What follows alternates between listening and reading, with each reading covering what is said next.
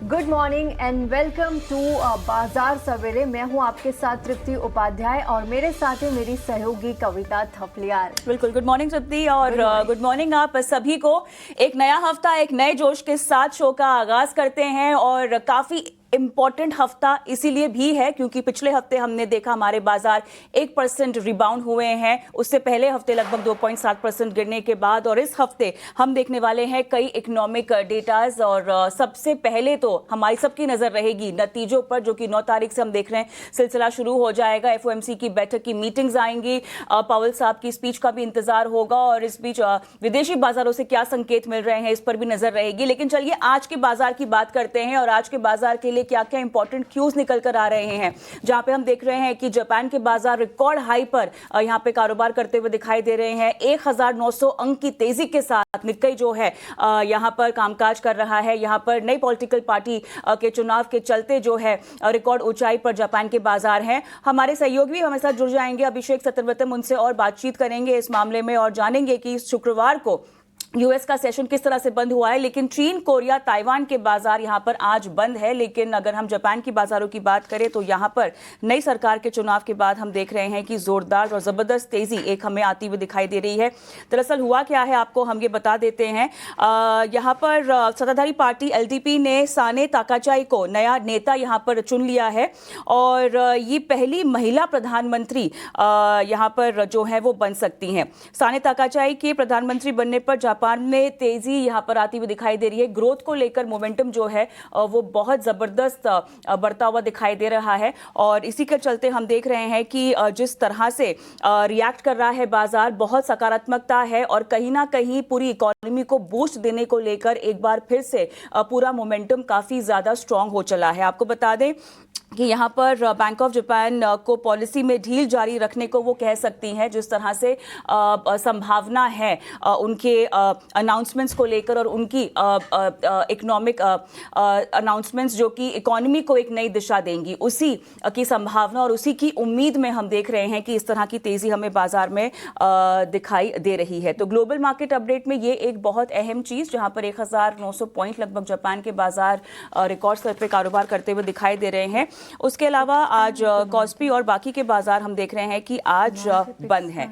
लेकिन चलिए हम आगे बढ़ते हैं, अमेरिकी बाजारों की भी बात कर लेते हैं, जहां पर हमें मिले जुले संकेत देखने को मिले हैं। डाउ जोन्स करीब 250 अंक यहां पर चढ़ा। नास्डैक की बात करें करीब 60 अंक लुढ़का है। S&P 500 भी लाइफ हाई से फिसलकर सपाट बंद हुआ है और जिस तरह से एक मिक्स्ड बैग ऑफ क्यूज हमें देखने को मिले हैं हमारे बाजारों के लिए, क्योंकि हम ऑलरेडी बहुत डीप फेस्टिव सीजन के एक मोमेंटम में जा चुके हैं। ऐसे में एक रिलीफ रैली जहां पे हमने RBI की पॉलिसी के बाद आते हुए देखी, उसको बाजार ने काफी पॉजिटिवली लिया और पिछले 2 सेशंस में हम देख सकते हैं बाजार ने काफी दमखम दिखाया है। जो फिलहाल हमें संकेत भी मिल रहे हैं गिफ्ट निफ्टी से, वो लगभग 24,960 के लेवल्स के आसपास देखने को मिल रहे हैं। काफी फ्लैटिश ओपनिंग, लेकिन हल्के लाल निशान पे यहाँ पर संकेत जो है वो दिखाई दे रहे हैं हमारे बाजारों के लिहाज से।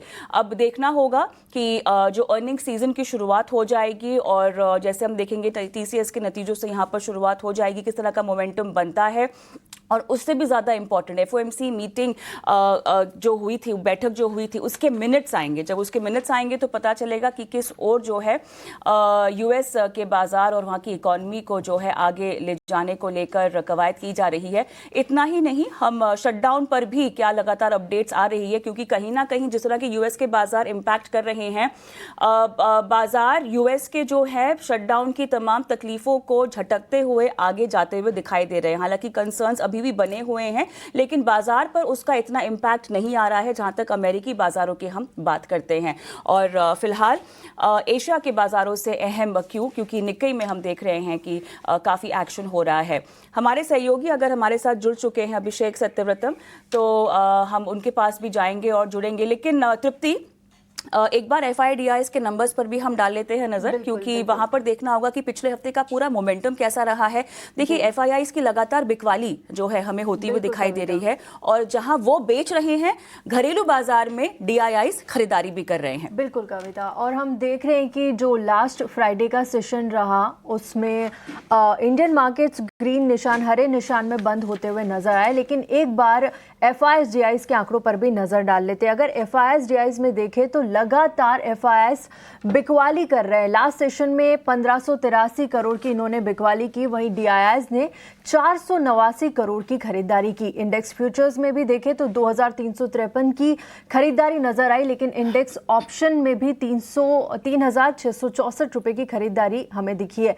स्टॉक फ्यूचर्स की अगर बात करें FIIs में तो 2314 करोड़ रुपए की बिकवाली थी। स्टॉक ऑप्शन में 215 रुपए करोड़ की खरीदारी नजर आई।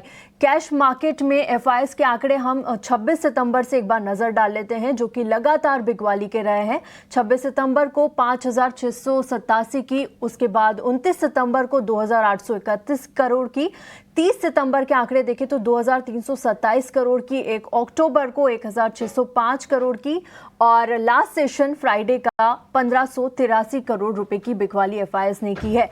इसके अलावा DIIs के अगर आंकड़े देखें तो 26 सितंबर से 3 अक्टूबर तक DIIs ने लगातार घरेलू मार्केट, जो घरेलू संस्थागत है, उसकी खरीदारी नजर आ रही। 26 सितंबर को 5843 करोड़ रुपए की खरीदारी हुई, 29 सितंबर को 3845 रुपए की, 30 सितंबर के आंकड़े देखें तो 5761 की, 1 अक्टूबर को 2916 करोड़ रुपए की खरीदारी इन्होंने की, और लास्ट सेशन यानी 3 अक्टूबर की अगर बात करें तो 489 करोड़ की खरीदारी घरेलू मार्केट ने की है।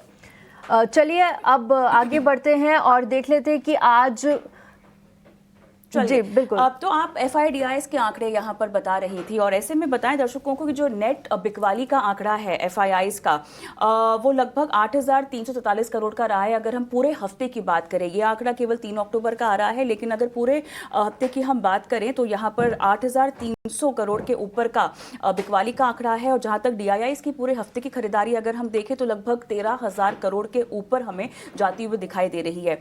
इतना ही नहीं, अगर हम रुपए को लेकर भी एक चेक ले लें तो लगभग डेप्रिसिएशन ही देखने को मिला है। हालांकि लोअर लेवल्स पर हमने देखा है कि एक बाइंग इंटरेस्ट जरूर आया है, लगभग 0.09% के आसपास हमने देखा है कि कमजोर हुआ है रुपया 88.71 ऑलमोस्ट ये लेवल्स पे रहा है।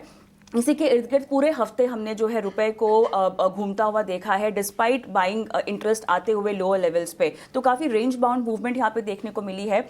सोने चांदी में भी हम देख रहे हैं कि लगातार रिकॉर्ड स्तर पर ही कारोबार होता हुआ दिखाई दे रहा है। लेकिन एक जरूरी चेक जो कि हमने घरेलू बाजार पर देखना होगा कि कीमतें इतनी जोरदार तेजी से बढ़ रही हैं, क्या इस बार फेस्टिव सीजन में, खासतौर से धनतेरस हुआ, दिवाली हुआ, क्या फिजिकल बाइंग में उतनी डिमांड आएगी? ये एक बात रह जाती है जहां पर हम सबको इंतजार है डेटा का, आंकड़ों का और शॉपिंग ट्रेंड्स का जो हमें देखने को मिलेगा। हालांकि शुभ खरीदारी नवरात्रि से हमने होती हुई देखी है।